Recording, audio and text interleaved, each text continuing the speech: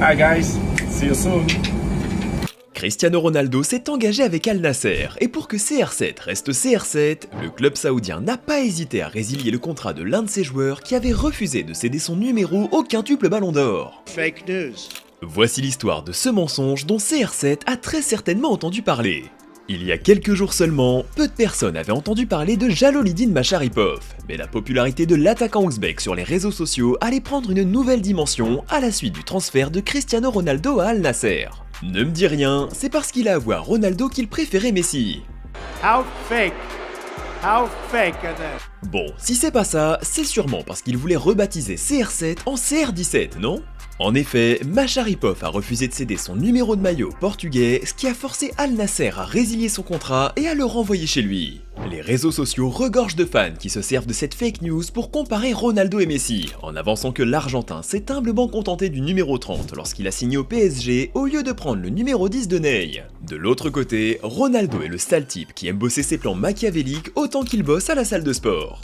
Depuis plusieurs jours, le départ surprise de Cristiano Ronaldo pour l'Arabie Saoudite déchaîne les passions sur les réseaux sociaux, ce qui peut se comprendre. On parle quand même certainement du dernier transfert de l'un des meilleurs joueurs de l'histoire et d'un contrat astronomique. Mais vous savez bien comment ça se passe sur internet. Fake news et théories du complot circulent malheureusement autour de ce transfert historique. Parmi les mensonges les plus répandus, le traitement soi-disant odieux infligé par Al Nasser à Jalolidine Macharipov. Mais qui est allé sortir cet intox ?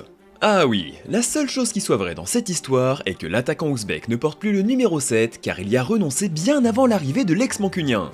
Était-il au courant que le transfert le plus dingue de l'histoire se tramait en coulisses ? Nous en savons autant que vous, mais il y a une chose dont nous sommes certains, c'est que Macharipov porte désormais le numéro 77 et il n'a pas l'air mécontent.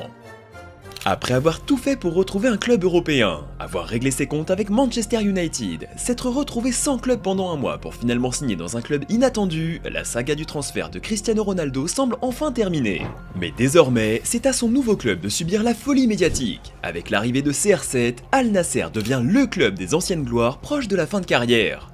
Parmi les autres noms qui circulent du côté du club saoudien, on retrouve Sergio Ramos, dont le contrat au PSG arrive bientôt à son terme, et Luka Modric, qui souhaite rester dans la capitale espagnole jusqu'en 2024. Vous imaginez si Al Nasser réunissait toutes les anciennes stars du Real ? En fait, personne ne sait ce qui va se passer, mais le logo du club ressemble étrangement à celui des Merengues.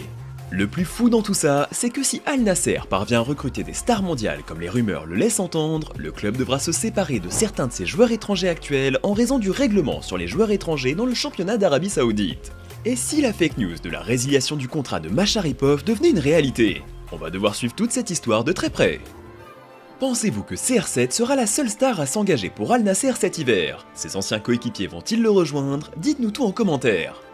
Cristiano Ronaldo semble très heureux d'avoir rejoint Al Nasser, mais il n'y a pas si longtemps, une fin de carrière hors d'Europe était inenvisageable pour lui. Regardez cette vidéo pour découvrir comment ses propos de 2015 reviennent le hanter aujourd'hui. Merci de nous avoir suivis et à la prochaine!